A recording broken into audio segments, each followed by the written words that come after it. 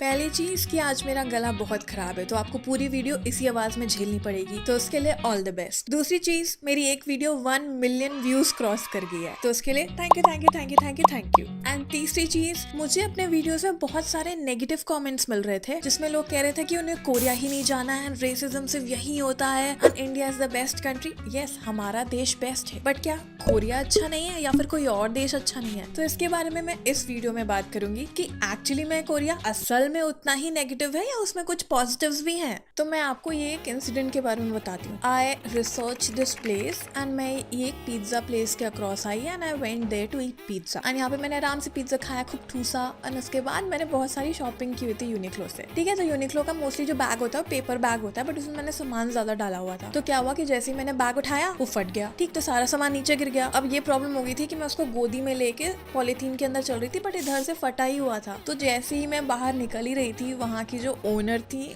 उन्होंने इतने प्यार से मुझसे बोला कि रुको 1 मिनट और, मतलब वो मेरा बैग सही कर देंगी। बात ये भी थी कि उस टाइम मुझे कोरियन बिल्कुल नहीं आती थी,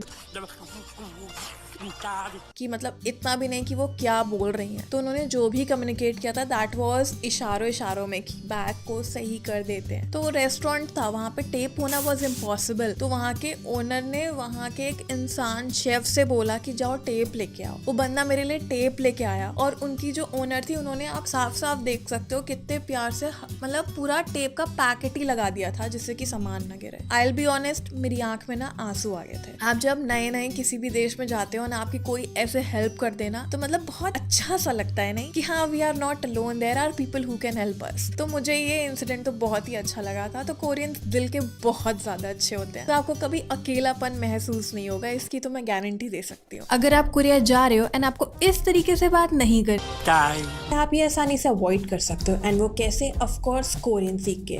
सो I came across this website story learning, and the best part is they are offering 70% discount. समझ रहे हो आप? मतलब $297 का कोर्स वो $97 में दे रहे हैं, वो भी लाइफ टाइम सब्सक्रिप्शन। समझ रहे हो? अगर ये 1 साल का कोर्स होता तो मतलब आप 8,000 रुपये दे रहे हो पूरे 1 साल के लिए। अराउंड 671 रुपीज़ हो गया आपका मंथली, और देखा जाए तो सिर्फ 22 रुपये पर दिन। यार ये तो डेयरी मिल्क खाने के बराबर है। इतने सस्ते में कोरियन तो मैंने जिंदगी में कभी नहीं सोचा था कि मैं सीख पाऊंगी। एंड मैंने इसी कोर्स का यूज करके कोरिया में जॉब ढूंढी थी, तो आप समझ सकते हो कितना यूजफुल कोर्स है ये। And thanks to Story Learning for sponsoring this video. And आप नीचे डिस्क्रिप्शन में जाके इसी कोर्स के लिए सब्सक्राइब कर सकते हो। So all the best. रही बात दूसरी कि मैं लॉटे वर्ल्ड गई थी, एंड मेरी एक भांजी है छोटी सी 5 इयर्स की, उसने मुझे ना कार्ड्स बना के दिए थे। बच्चे यूजुअली ऐसे नहीं बनाते। 1 मिनट रुके, मैं आपको दिखाती हूँ। तो उसने ना इस टाइप के कार्ड्स बनाए हुए थे जिसमें ये इस टाइप के पॉपअप्स थे। ठीक है, इसमें BTS एंड ब्लैकपिंक रिलेटेड मतलब नाम लिखा था, वो भी कोरियन में, और प्लस सारंगे लिखा था। मैंने वहाँ पे एक लेडी थी, उनकी एक छोटी सी बच्ची थी। मैंने उनसे पहले ये बोला कि उनकी डॉटर बहुत ही सुंदर है, एंड उसके बाद मैंने उनको ये दिया, एंड उन्होंने जैसे ही उसको खोला एंड मैंने बताया कि मेरी डॉटर ने दिया है इंडिया से, उनको जैसे ही पता चला कि मैं इंडिया से हूँ, ये इतनी दूर से आया है, वो इतनी तेज रोने लगी कि मैं आपको बता भी नहीं सकती हूँ। She was so overwhelmed, and उन्होंने मुझको इतना थैंक यू बोला, एंड वो इतना खुश हो गई कि उनको देख के मैं भी रोने लगी थी। एंड मैं आपको सच बता रही हूँ, ये मेमोरी मैं कभी नहीं भूल सकती। तो ये तो गारंटी दे सकती हूँ मैं कि आपको यहाँ पे दिल से बहुत अच्छे लोग मिलेंगे। एंड मैं आपको बता दूँ, मैं किसी भी कोने में गई, चाहे वो सोल हो, चाहे जेजू हो, चाहे बुसान हो, या सोल का पुराना एरिया हो या नया एरिया हो, कहीं पे भी जाओ, वहाँ अच्छे लोग आपको मिल ही जाते हैं। ये सेम सारे देश जैसा ही है। जैसे हमारे इंडिया में नहीं होता है कि कई लोग अच्छे होते हैं और कई लोग रूड अंकल और रूड आंटी मिल ही जाते हैं एज के हिसाब से। हर जगह वैसा ही है यार, कुछ ऐसा नहीं है कि एक ही जैसे लोग होते हैं। ये तो मेंटालिटी ही गलत है। तो जो नेगेटिव कमेंट्स है ना, वो थोड़े से हटा देना, बहुत हो गए वो। ये जो अभी आपने कोर्स देखा था, इसमें एनरोल करने के लिए थोड़ा सा कम टाइम बचा है, तो जल्दी से कर देना, ठीक है? आई विल बी ऑनेस्ट, मुझे ना इतने नेगेटिव कमेंट्स देख के बहुत ही बुरा लगा था, इसीलिए मैंने किसी के भी कमेंट लाइक ही नहीं किए, सिर्फ अच्छे वाले किए हैं। एंड मैं आपको एक और इंसिडेंट बताती हूँ। I was in Jeju at that time and मुझे रात को बहुत तेज भूख लग रही थी, तो मैं फिर से एक पिज्जा प्लेस गई थी। हाँ, मुझे पिज्जा बहुत पसंद है। तो यहाँ पे जब मैं गई थी तो उनके पास BTS के स्पेशल एडिशन कॉफी फिल्टर्स थे। मैं ना वहाँ जाके फोटो खींच रही थी, ठीक है, कभी तयंग के साथ, कभी जंगकुक के साथ, कभी RM के साथ। एंड उन्होंने फिर मुझसे बोला this is not for purchase. मैंने कहा अच्छा ठीक है। तो उन्होंने मुझसे पूछा कि क्या मैं आर्मी हूँ, तो मैंने कहा हाँ, पिछले 7 ईयर्स से। तो उन्होंने कहा अच्छा। तो उन्होंने मुझसे पूछा कि मुझे कौन पसंद है, तो ऑफ कोर्स मुझे सातों के सातों पसंद है। वो मुझसे बात करके इतना खुश हो गई। फिर मैंने उनको बताया बातों बातों में कि मैं इंडिया से आई हूँ यहाँ पे। उन्होंने ये भी पूछा मुझसे कि मुझे सबसे ज्यादा यहाँ पे कोरिया में क्या अच्छा लगा। तो थोड़ी बातचीत के बाद शी सेड कि मैं वो जो कॉफी फिल्टर था जो कि आप परचेज नहीं कर सकते हो, उन्होंने वो मुझे फ्री ऑफ कॉस्ट दे दिया एंड वो मेरे पास अभी भी है। क्या मैं आपको दिखाऊं? लेकिन मैं ब्लर कर दूंगी, ठीक है, लेकिन ओके मैं आपको दिखाती हूँ। तो उन्होंने मुझे ये दिया था,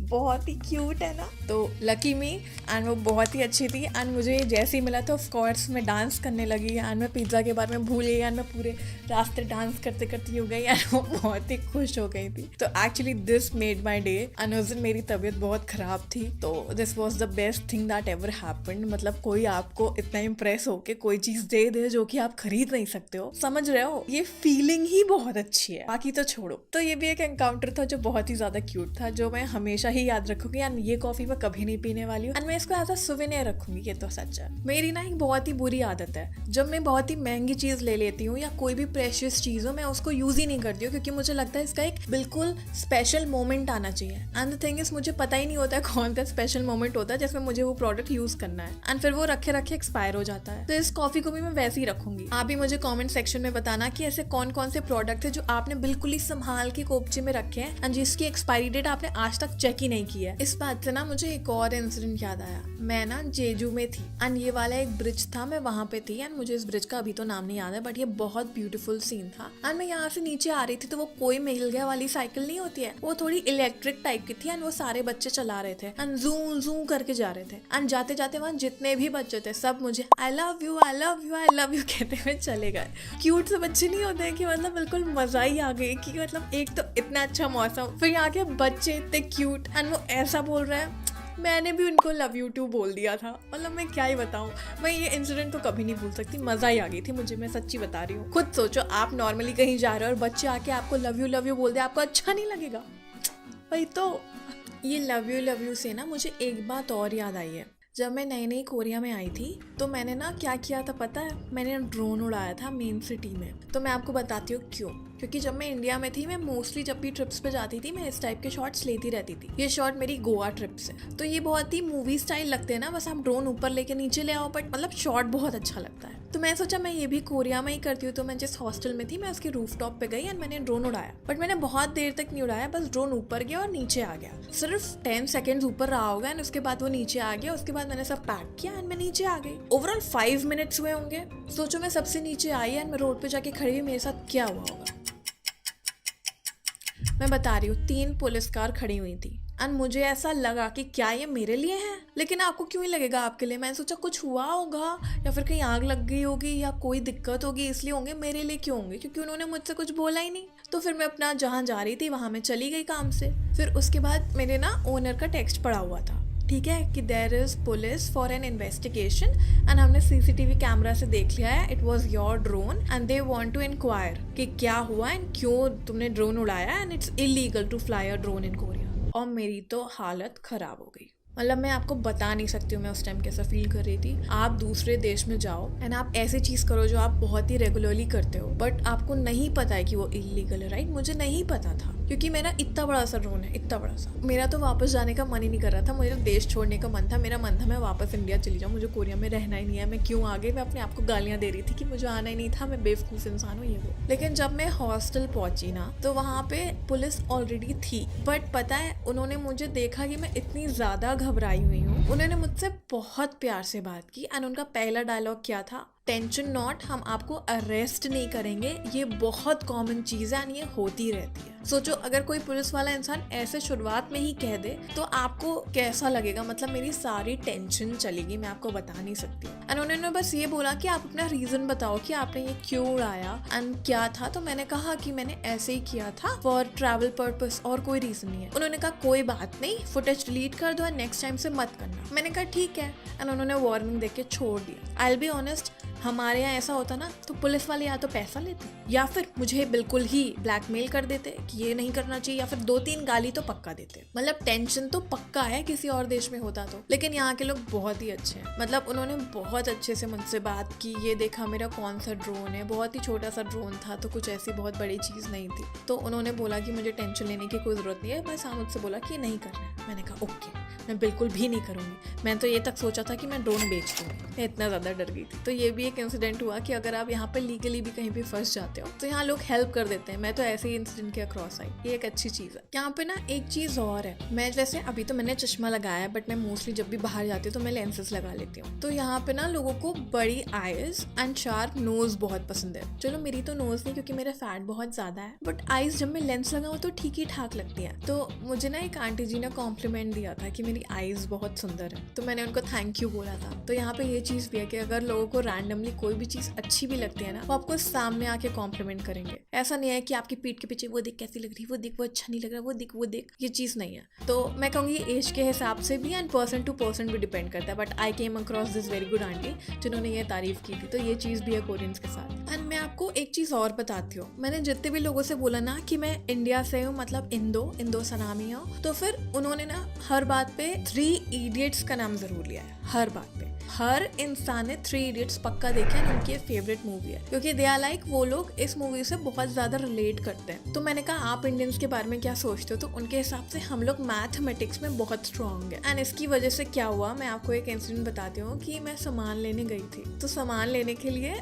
मतलब मोस्टली यही तो होता है कि हम जितना भी सामान देते हैं वो लोग टोटल करके बता देते हैं। तो मैंने क्या किया कि वो ज्यादा नहीं था, कोई 3000 वॉन का था और कुछ 7000 वॉन का था, तो वो इजी मैच थी कि वो 10,000 वॉन हो गया था। एंड मेरी जो शॉप ओनर थे सीवीएस स्टोर से, उनसे बातचीत होती ही रहती थी, तो फिर उनको पता था कि मैं इंडिया से हूँ। तो मैंने ऐसे ही सामान दिया, मैंने कहा 1000 वॉन करके, तो उन्होंने ना मुझे ऐसे ही बोल दिया कि मैं इंडिया से हूँ ना, इसीलिए मैंने कैलकुलेशन कर ली। तो मैं बहुत तेज हंसने लगी, मैंने कहा नहीं ऐसा कुछ भी नहीं है, मतलब इसमें क्या ही है। तो बस मैं हंसी रही थी उस time and then I realised कि मुझे पता ही है कि यहाँ पे लोग ऐसा समझते हैं एंड इन्होंने ऐसा बोल दिया, तो इसका मतलब ही यही है कि इनके हिसाब से तो मेरी मैथमेटिक्स अलग ही लेवल पे होगी, बट ये सच नहीं है। यहाँ पे पता है मैं एक और इंसिडेंट के अक्रॉस आई। मैं ना एक कैफे ढूंढ रही थी एंड टू बी ऑनेस्ट मैं रोज ही कोई ना कोई कैफे ढूंढती ही रहती हूँ। तो आई डू आस्क पीपल कि ये चीज कहाँ पे, ये चीज कहाँ पे। तो यहाँ पे एक बार मेट्रो स्टेशन पे मुझे रास्ता नहीं समझ आ रहा था क्योंकि वो मेट्रो स्टेशन बहुत ही बड़ा था। तो देयर वाज दिस गाय जिससे मैंने पूछा, तो उसने बोला आगे से जाके left, but the thing is बहुत सारे लेफ्ट थे। तो मैं गई बट मुझे नहीं समझ आया, देन मैं वापस आई क्योंकि उसकी मेट्रो नहीं आई थी। तो वो बंदा पता है मुझे गया, उसने पूरा मेट्रो स्टेशन क्रॉस किया और मुझे मेट्रो में बिठाया, उसने बोला ये वाली है। तो यहाँ पे लोग ऐसे भी होते हैं कि आपको सिर्फ ऐसे ही रास्ता बता के नहीं चला जाता है, दे